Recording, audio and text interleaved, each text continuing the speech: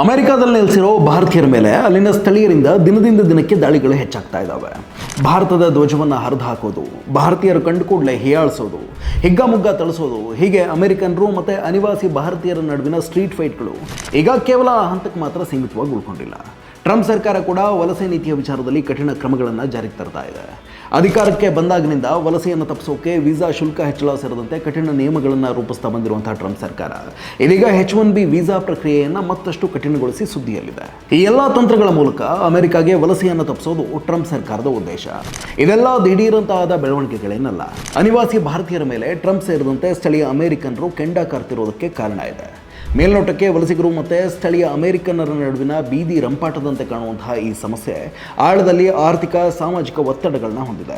ಇದೇ ಕಾರಣಕ್ಕೆ ವಲಸಿಗರಿಂದ ತುಂಬಿ ತುಳುಕ್ತಾ ಇರುವಂತಹ ಅಮೆರಿಕಾದಲ್ಲಿ ಅವಕಾಶ ವಂಚಿತ ಸ್ಥಳೀಯ ಅಮೆರಿಕನ್ನರ ಆಕ್ರೋಶದ ಕಟ್ಟೆಯೊಡೆದು ವಲಸಿಗರ ಮೇಲೆ ಪ್ರತಿಫಲಿಸೋಕೆ ಶುರುವಾಗಿದೆ. ಅಮೆರಿಕಾದಲ್ಲಿ ವಲಸಿಗ ಭಾರತೀಯರ ಮೇಲೆ ಆಗಾಗ ನಡೆಯುವಂತಹ ದಾಳಿಗಳ ವೈರಲ್ ವಿಡಿಯೋಗಳು ಮತ್ತು ಸುದ್ದಿಗಳನ್ನು ಕಂಡಾಗ ರೇಸಿಸಮ್ ಅಥವಾ ಬೀದಿ ರಂಪಾಟ ಅಂತ ಮೂಗು ಮುರಿದೆ ಈ ಸಮಸ್ಯೆಯ ಆಳಕ್ಕಿಳಿದು ನೋಡುವಂತಹ ಅವಶ್ಯಕತೆ ಇದೆ. ಕೆದಕ್ತಾ ಹೋದಂತೆ ಕಾರ್ಪೊರೇಟ್ ಹಿಡಿತದಲ್ಲಿರುವಂತಹ ಅಮೆರಿಕದ ಭ್ರಷ್ಟ ವೀಸಾ ವ್ಯವಸ್ಥೆ ಮತ್ತು ತಮ್ಮ ಸ್ವಹಿತಾಸಕ್ತಿಗಾಗಿ ಇಡೀ ಭಾರತೀಯ ಸಮುದಾಯದ ಹೆಸರಿಗೆ ಮಸಿ ಬೀಳ್ತಾ ಇರುವಂತಹ ನಮ್ಮದೇ ವಲಸಿಗ ಭಾರತೀಯರ ಕರಾಳ ಮುಖ ಕಣ್ಣೆದುರಿಗೆ ಬರುತ್ತೆ. ಸದ್ಯ H-1B ವೀಸಾ ಕುರಿತ ಚರ್ಚೆ ಜೋರಾಗಿದೆ. ಅಮೆರಿಕದ ದೊಡ್ಡ ದೊಡ್ಡ ಕಂಪನಿಗಳಲ್ಲಿ ಕೆಲಸ ಮಾಡುವಂತಹ ನಮ್ಮ ಬಹುತೇಕ ವೃತ್ತಿಪರ ಭಾರತೀಯರು ಇದೇ H-1B ವೀಸಾದ ಮೇಲೆ ಅಮೆರಿಕಾಗೆ ಹೋಗ್ತಾರೆ. ಅಮೆರಿಕ ಸರ್ಕಾರ ಮೊದಲು ಈ ವೀಸಾಗೆ ಕೇವಲ $2,000 ರಿಂದ $5,000 ಶುಲ್ಕವನ್ನು ನಿಗದಿ ಮಾಡಿತ್ತು. ಒಂದು ಕಂಪನಿ ಭಾರತದಿಂದ ಒಬ್ಬ ಕೆಲಸಗಾರನನ್ನು ಅಮೆರಿಕಾಗೆ ಕರೆಸ್ಕೊಳ್ತಿದೆ ಅಂದರೆ ಆ ವೀಸಾ ಶುಲ್ಕವನ್ನು ಅದೇ ಕಂಪನಿ ಪೇ ಮಾಡ್ತಾ ಇತ್ತು. ಈವರೆಗೆ ಬಹುತೇಕ ಅಮೆರಿಕದ ಕಂಪನಿಗಳು ಇದೇ ನೀತಿಯನ್ನು ಅನುಸರಿಸ್ತಾ ಬಂದಿದ್ದಾವೆ. ಈ H-1B ವೀಸಾದ ಅವಧಿ 3 ವರ್ಷ ಇರುತ್ತೆ. ಇದನ್ನು ಮ್ಯಾಕ್ಸಿಮಮ್ ಅಂದರೆ 6 ವರ್ಷಗಳಿಗೆ ವಿಸ್ತರಣೆ ಮಾಡ್ಕೊಳ್ಬಹುದು. ಈ ಅವಧಿ ಮುಗಿಯೋವರೆಗೂ ನೀವು ಅಮೆರಿಕಾದಲ್ಲಿದ್ದುಕೊಂಡು ಕೆಲಸ ಮಾಡ್ಬೋದು. ಅದಾದ ಮೇಲೂ ಅಲ್ಲೇ ಕೆಲಸ ಮಾಡ್ಕೊಂಡಿರ್ತೀರಿ ಅಂತಾದರೆ ವೀಸಾ ರಿನ್ಯೂವಲ್ಗೆ ಅಪ್ಲೈ ಮಾಡಬೇಕು. ಆಗಲೂ ಕೂಡ ನೀವು ಕೆಲಸ ಮಾಡ್ತಾ ಇರುವಂತಹ ಅಮೆರಿಕದ ಆ ಕಂಪನಿನೇ ವೀಸಾ ರಿನ್ಯೂವಲ್ ಶುಲ್ಕವನ್ನು ಕೂಡ ಪಾವತಿ ಮಾಡುತ್ತೆ. ಇದು ಕೇವಲ ಭಾರತೀಯರಿಗೆ ಮಾತ್ರ ಅಲ್ಲ, ಅಮೆರಿಕಾಗೆ ಹೋಗುವಂತಹ ಬೇರೆ ದೇಶದವರು ಕೂಡ ಇದೇ ನಿಯಮವನ್ನು ಪಾಲಿಸ್ತಾರೆ. ಇಲ್ಲಿ ಗಮನಿಸಬೇಕಾದ ಅಂಶ ಏನಪ್ಪ ಅಂದರೆ ಸದ್ಯ 44,60,000 ಭಾರತೀಯರು ಅಮೆರಿಕಾದಲ್ಲಿ ನೆಲೆಸಿದ್ದಾರೆ. ಪ್ರತಿ ವರ್ಷ ಅಮೆರಿಕ ನೀಡುವಂತಹ H-1B ವೀಸಾಗಳ ಪೈಕಿ 70% ವೀಸಾಗಳನ್ನ ಭಾರತೀಯರು ಪಡ್ಕೊಳ್ತಾರೆ. 2025ರ ಆರ್ಥಿಕ ವರ್ಷದಲ್ಲಿ ಅಮೆರಿಕ ಒಟ್ಟು 4,06,000 H-1B ವೀಸಾಗಳನ್ನ ನೀಡಿದೆ. ಆ ಪೈಕಿ 2,84,000 ವೀಸಾಗಳನ್ನ ಪಡೆದುಕೊಂಡಿರುವುದು ನಮ್ಮ ಭಾರತೀಯರು. ಅದರಲ್ಲೂ ಅಮೆರಿಕದ ಗ್ರೀನ್ ಕಾರ್ಡ್ಗಾಗಿ 7 ಲಕ್ಷ ಮಂದಿ ಭಾರತೀಯರು ಅರ್ಜಿ ಹಾಕಿದ್ದಾರೆ. ಇದೇ ಕಾರಣಕ್ಕೆ 2025ರ ಸೆಪ್ಟೆಂಬರ್ನಲ್ಲಿ ಟ್ರಂಪ್ ಸರ್ಕಾರ $3,000 ರಿಂದ $5,000 ಇದ್ದಂತಹ H-1B ವೀಸಾ ಶುಲ್ಕವನ್ನು $1 ಲಕ್ಷ ಅಂದರೆ ನಮ್ಮ ಭಾರತೀಯ ಕರೆನ್ಸಿ ಪ್ರಕಾರ $93 ಲಕ್ಷ ಏರಿಕೆ ಮಾಡಿತ್ತು. ಅಮೆರಿಕದ ಕಂಪನಿಗಳು ಅಲ್ಲಿನ ಸ್ಥಳೀಯರಿಗೆ ಅಮೆರಿಕಾದಲ್ಲಿ ಚಾಲ್ತಿಯಲ್ಲಿರುವಂತಹ ಸಂಬಳ ಕೊಟ್ಟು ಕೆಲಸಕ್ಕೆ ತಗೋಬೇಕಾಗುತ್ತೆ ಅಂತ ವಿದೇಶಿ ಕೆಲಸಗಾರರನ್ನ ಕಡಿಮೆ ಸಂಬಳಕ್ಕೆ H-1B ವೀಸಾದ ಮೇಲೆ ಅಮೆರಿಕಾಗೆ ಕರೆಸ್ಕೊಳ್ತಿದ್ದಾವೆ ಅನ್ನೋದು ಸ್ಪಷ್ಟವಾಗಿತ್ತು. ಇದರಿಂದಾಗಿ ಅಮೆರಿಕದ ಸ್ಥಳೀಯ ಯುವಜನತೆಗೆ ಉದ್ಯೋಗಾವಕಾಶಗಳು ಕಡಿಮೆ ಆಗ್ತಿದ್ದಾವೆ. ಹೀಗಾಗಿ ಕಡಿಮೆ ಸಂಬಳಕ್ಕೆ ಬರುವಂತಹ ವಲಸಿಗರು ಸ್ಥಳೀಯರ ಉದ್ಯೋಗಾವಕಾಶಗಳನ್ನು ಕಸಿದುಕೊಳ್ಳದಂತೆ ಮಾಡುವ ಸಲುವಾಗಿ H-1B ವೀಸಾದ ಶುಲ್ಕವನ್ನು $1 ಲಕ್ಷ ಏರಿಸಿದ್ದೀವಿ ಅಂತ ಟ್ರಂಪ್ ಸರ್ಕಾರ ತನ್ನ ನಿಲುವನ್ನು ಸಮರ್ಥಿಸಿಕೊಂಡಿತ್ತು. ಆದರೆ ಇದೀಗ H-1B ವೀಸಾಗೆ $1 ಲಕ್ಷ ಶುಲ್ಕವನ್ನು ಪಾವತಿಸಬೇಕು ಅನ್ನುವಂತಹ ಟ್ರಂಪ್ ಸರ್ಕಾರದ ಆದೇಶವನ್ನು ಅಮೆರಿಕದ ಫೆಡರಲ್ ನ್ಯಾಯಾಲಯ ಇತ್ತೀಚೆಗೆ ರದ್ದುಗೊಳಿಸಿದೆ. ಈಗ ಅದರ ಮುಂದುವರೆದ ಭಾಗವಾಗಿ H-1B ವೀಸಾ, ಟೂರಿಸ್ಟ್ ವೀಸಾ ಮತ್ತು ಸ್ಟೂಡೆಂಟ್ ವೀಸಾಗಳ ರಿನ್ಯೂವಲ್ ಪ್ರಕ್ರಿಯೆಯಲ್ಲಿ ಮಾರ್ಪಾಡುಗಳನ್ನ ಮಾಡುವಂತಹ ಅಮೆರಿಕದ ಪೌರತ್ವ ಮತ್ತು ಸೇವಾ ಇಲಾಖೆ ವೀಸಾ ಅವಧಿ ಮುಗಿದ ನಂತರ ಗ್ರೀನ್ ಕಾರ್ಡ್ಗೆ ಅಪ್ಲೈ ಮಾಡೋಕೆ ಬಯಸುವಂತಹ ವಲಸಿಗರು ವಾಪಸ್ ತಮ್ಮ ದೇಶಗಳಿಗೆ ತೆರಳಿ ಅಲ್ಲಿರುವಂತಹ ಅಮೆರಿಕದ ರಾಯಭಾರಿ ಕಚೇರಿ ಮೂಲಕವೇ ಶಾಶ್ವತ ವೀಸಾಗೆ ಅರ್ಜಿ ಸಲ್ಲಿಸುವಂತೆ ಮಾರ್ಪಾಡುಗಳನ್ನ ಮಾಡಿದೆ. ಇದರಿಂದಾಗಿ ವೀಸಾ ಅವಧಿ ಮುಗಿದ ಮೇಲೂ ಅಮೆರಿಕಾದಲ್ಲಿ ಅಕ್ರಮವಾಗಿ ನೆಲೆಸುವಂತಹ ವಲಸಿಗರ ಹಾವಳಿಯನ್ನು ತಡೆಗಟ್ಟಬಹುದು ಅನ್ನೋದು ಸರ್ಕಾರದ ವಾದ. ಇದೊಂದು ಕಡೆಯಾದರೆ ಇನ್ನೊಂದು ಕಡೆ H-1B ವೀಸಾವನ್ನು 3 ವರ್ಷಗಳ ಕಾಲ ರದ್ದುಗೊಳಿಸಬೇಕು. ಈವರೆಗೆ 65,000 ಮಂದಿಗೆ ನೀಡಲಾಗ್ತಾ ಇದ್ದಂತಹ H-1B ವೀಸಾ ಪ್ರಮಾಣವನ್ನು ತಗ್ಗಿಸಿ 25,000 ಮಂದಿಗಷ್ಟೇ ಸೀಮಿತಗೊಳಿಸಬೇಕು.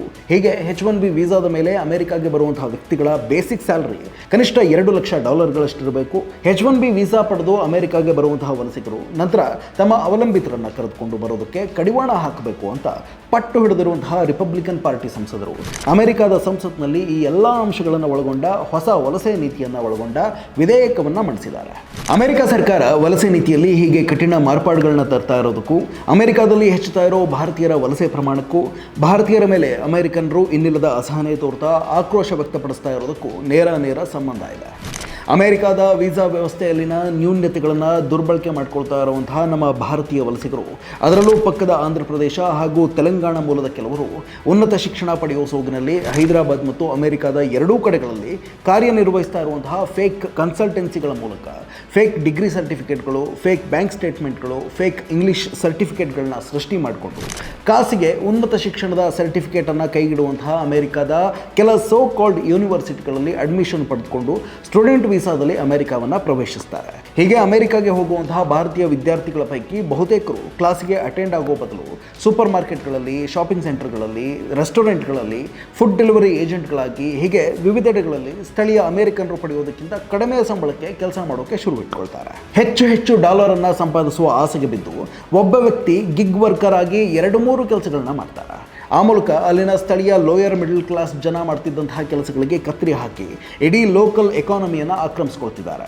ಹೀಗೆ ಗಿಗ್ ವರ್ಕ್ ಮಾಡಿಕೊಂಡೆ ಡಾಲರ್ ಲೆಕ್ಕದಲ್ಲಿ ದುಡ್ಡು ಸಂಪಾದಿಸ್ತಾ ಹೆಚ್ಚೇನು ಮೌಲ್ಯಾಧಾರಿತವಾದ್ದನ್ನು ಕಲಿದೆ ಅಮೆರಿಕದ ಯಾವುದಾದ್ರೊಂದು ನೆಪಮಾತ್ರದ ಯೂನಿವರ್ಸಿಟಿಯಿಂದ ಹೆಸರಿಗೊಂದು ಡಿಗ್ರಿ ಪಡೆದುಕೊಂಡು ನಿರ್ದಿಷ್ಟ ಉದ್ಯೋಗಕ್ಕೆ ಬೇಕಿರುವಂತಹ ಯಾವುದೇ ಕೌಶಲ್ಯಗಳು ಇಲ್ಲದೆ ಹೋದರೂ ಮತ್ತದೇ ಕನ್ಸಲ್ಟೆನ್ಸಿಗಳ ಮೂಲಕ ಅಲ್ಲಿನ IT ಕಂಪನಿಗಳಲ್ಲಿ ಕಡಿಮೆ ಸಂಬಳಕ್ಕೆ ಅಡ್ಡದಾರಿನಲ್ಲಿ ಕೆಲಸಕ್ಕೆ ಸೇರಿಕೊಂಡು ಸ್ಕಿಲ್ಡ್ ಅಮೆರಿಕನ್ನರ ಕೆಲಸಗಳಿಗೂ ಕತ್ತರಿ ಹಾಕ್ತಾ ಇದ್ದಾರೆ.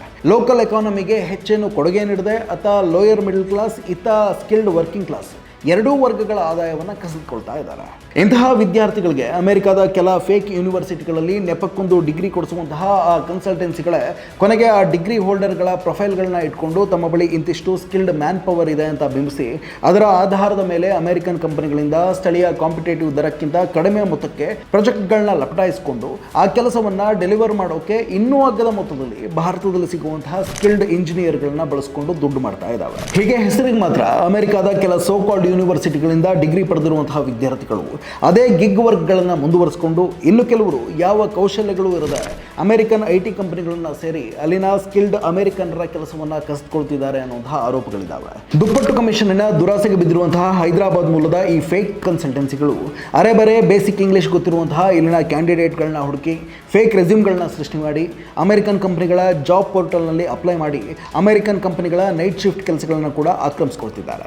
ರಿಮೋಟ್ ವರ್ಕಿಂಗ್ ಮಾಡೆಲ್ನಿಂದಾಗಿ ಕಡಿಮೆ ಸಂಬಳಕ್ಕೆ ಬರುವಂತಹ ಭಾರತೀಯ ಮೂಲದ ಉದ್ಯೋಗಿಗಳಿಗೆ ಅಮೆರಿಕನ್ ಕಂಪನಿಗಳು ಕೂಡ ಹೆಚ್ಚು ಒತ್ತನ್ನು ನೀಡ್ತಾ ಇದ್ದಾವೆ. ಇದು ಸಾಲದು ಅಂತ ಕೆಲವರು ಅಮೆರಿಕದ ಪೌರತ್ವ ಪಡೆಯೋಕೆ ಅಲ್ಲಿನ ಪ್ರಜೆಗಳ ಜೊತೆಗೆ ಕಾಂಟ್ರಾಕ್ಟ್ ಮ್ಯಾರೇಜ್ ಮಾಡಿಕೊಂಡು ಅಮೆರಿಕವನ್ನು ಪ್ರವೇಶಿಸ್ತಾ ಇದ್ದಾರೆ. ಹೀಗೆ ಕಾಂಟ್ರಾಕ್ಟ್ ಮ್ಯಾರೇಜನ್ನು ಮಾಡ್ಕೊಳ್ಳೋದಕ್ಕೆ $10,000ದಿಂದ $1,00,000ವರೆಗೆ ರೇಟ್ ಕೂಡ ಫಿಕ್ಸ್ ಆಗುತ್ತೆ.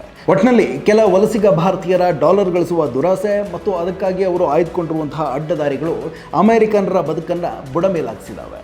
ಈ ಮಾತನ್ನು ನಾವು ಹೇಳ್ತಿರೋದಲ್ಲ, ದಶಕಗಳಿಂದ ಅಮೆರಿಕದ ನೆಲದಲ್ಲಿ ವಾಸಿಸ್ತಾ ಇರುವಂತಹ ಅನಿವಾಸಿ ಭಾರತೀಯರೇ ನಮ್ಮ ವಲಸಿಗ ಭಾರತೀಯರು ಕಂಡುಕೊಂಡಿರುವಂತಹ ಈ ಅಕ್ರಮ ಜಾಲದ ಆಳ ಅಗಲ ಮತ್ತದು ಸೃಷ್ಟಿಸ್ತಾ ಇರುವಂತಹ ಸಾರ್ವಜನಿಕ ಆಕ್ರೋಶದ ಪರಿಣಾಮಗಳನ್ನು ಸಾಮಾಜಿಕ ಜಾಲತಾಣಗಳಲ್ಲಿ ಎಳೆಯಾಗಿ ಬಿಚ್ಚಿಡ್ತಾ ಇದ್ದಾರೆ. ಇದರಿಂದಾಗಿ ಸಹಜವಾಗಿ ಅಮೆರಿಕದ ಲೋಯರ್ ಮಿಡಲ್ ಕ್ಲಾಸ್ ವಲಯದಲ್ಲಿ ತಲ್ಲಣ ಶುರುವಾಗಿದೆ.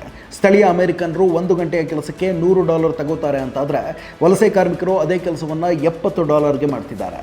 ಅದರಲ್ಲೇ ಕನ್ಸಲ್ಟೆನ್ಸಿಗಳಿಗೂ ಕಮಿಷನ್ ಬೇರೆ ಕೊಡ್ತಾರೆ. ಇದರಿಂದಾಗಿ ಸಹಜವಾಗಿಯೇ ಲೋಕಲ್ ಅಮೆರಿಕನರು ನಿರುದ್ಯೋಗಿಗಳಾಗ್ತಿದ್ದಾರೆ. ನಿರುದ್ಯೋಗದ ಸಮಸ್ಯೆಯಿಂದಾಗಿ ಹಲವರ ಸಂಸಾರಗಳಲ್ಲಿ ಬಿರುಕು ಮೂಡಿ ಡಿವೋರ್ಸ್ ಪ್ರಕರಣಗಳು ಕೂಡ ಹೆಚ್ಚಾಗ್ತಿದ್ದಾವೆ. ಒಟ್ಟಾರೆಯಾಗಿ ವಲಸಿಗ ಭಾರತೀಯರ ಹಾವಳಿಗೆ ಅಮೆರಿಕದ ಲೋಯರ್ ಮಿಡಲ್ ಕ್ಲಾಸ್ ಜನರ ಜೀವನ ತತ್ತರಿಸಿ ಹೋಗಿದೆ. ಇದೇ ಕಾರಣಕ್ಕೆ ಕೆಲ ವಲಸಿಗ ಭಾರತೀಯರನ್ನು ಕಂಡ್ರೆ ಕೆಲ ಅಮೆರಿಕನರು ದುಶ್ಮನ್ಗಳಂತೆ ಫೀಲ್ ಮಾಡ್ತಿದ್ದಾರೆ. ಕಾರ್ಪೊರೇಟ್ ಕಂಪನಿಗಳಿಂದ ಲೋಕಲ್ ರೆಸ್ಟೋರೆಂಟ್ಗಳವರೆಗೆ ಎಲ್ಲಿ ನೋಡಿದ್ರೂ ವಲಸಿಗ ಭಾರತೀಯರು ಅಮೆರಿಕನರಿಗೆ ಪೈಪೋಟಿ ಕೊಡ್ತಿದ್ದಾರೆ. ಹೀಗೆ ತಮ್ಮ ಉದ್ಯೋಗ, ಸುಧಾರಿತ ಜೀವನ ಶೈಲಿ, ಕೌಟುಂಬಿಕ ನೆಮ್ಮದಿ ಎಲ್ಲವನ್ನೂ ಕಸಿದುಕೊಳ್ತಾ ಇರುವಂತಹ ಕೆಲ ವಲಸಿಗ ಭಾರತೀಯರಿಂದ ಕಿರಿಕಿರಿಯನ್ನು ಅನುಭವಿಸ್ತಿರುವಂತಹ ಅಮೆರಿಕನರು ಕೆಲ ವಲಸಿಗ ಭಾರತೀಯರ ಬಗ್ಗೆ ಅಸಮಾಧಾನವನ್ನು ವ್ಯಕ್ತಪಡಿಸ್ತಾನೆ ಬರ್ತಿದ್ದಾರೆ. ಈ ಮಾತು ಅಮೆರಿಕಾದಲ್ಲಿ ನೆಲೆಸಿರುವಂತಹ ಎಲ್ಲ ಅನಿವಾಸಿ ಭಾರತೀಯರಿಗೂ ಅನ್ವಯವಾಗೋದಿಲ್ಲ.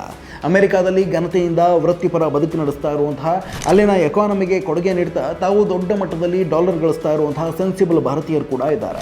ಆದರೆ ಕೆಲ ವಲಸಿಗ ಭಾರತೀಯರ ಡಾಲರ್ ಗಳಿಸೋ ದುರಾಸೆಯಿಂದಾಗಿ ಜಾಗತಿಕ ವೇದಿಕೆಯಲ್ಲಿ ಭಾರತದ ಮಾನ ಮರ್ಯಾದೆ 3 ಕಾಸಿಗೆ ಹರಾಜಾಗ್ತಿರೋದಂತೂ ಸುಳ್ಳಲ್ಲ. ಇಷ್ಟೆಲ್ಲ ನಡೀತಿದ್ರು ನಮ್ಮ ವಿಶ್ವಗುರು ಮೋದಿ ಮತ್ತೆ ನಮ್ಮ ವಿದೇಶಾಂಗ ಸಚಿವ S ಜೈಶಂಕರ್ ಮಾತ್ರ ಇದಕ್ಕೂ ತಮಗೂ ಸಂಬಂಧವೇ ಇಲ್ಲ ಅನ್ನೋ ಹಾಗೆ ಜಾಣ ಕುರುಡನ್ನು ಪ್ರದರ್ಶಿಸ್ತಾ ಇದ್ದಾರೆ. ಅಮೆರಿಕಾದಲ್ಲಿ ಅಷ್ಟೆಲ್ಲ ದೌರ್ಜನ್ಯ ನಡೀತಾ ಇದ್ರು ಭಾರತೀಯರು ಪದೇ ಅಮೆರಿಕದ ಡಾಲರ್ ಕೆಲಸಕ್ಕೆ ಮುಗಿಬೀಳ್ತಾ ಇರುವುದಕ್ಕೆ ನಮ್ಮ ದೇಶದಲ್ಲಿ ತಾಂಡವಾಡ್ತಾ ಇರುವಂತಹ ನಿರುದ್ಯೋಗದ ಸಮಸ್ಯೆ ಕೂಡ ಮೂಲ ಕಾರಣ ಅನ್ನೋದರಲ್ಲಿ ಎರಡು ಮಾತಿಲ್ಲ. ಈ ಜಟಾಪಟಿ ಹೀಗೆ ಇನ್ನೆಷ್ಟು ದಿನ ಮುಂದುವರಿಯುತ್ತೆ ಅನ್ನೋದನ್ನ ಕಾದು ನೋಡಬೇಕಿದೆ.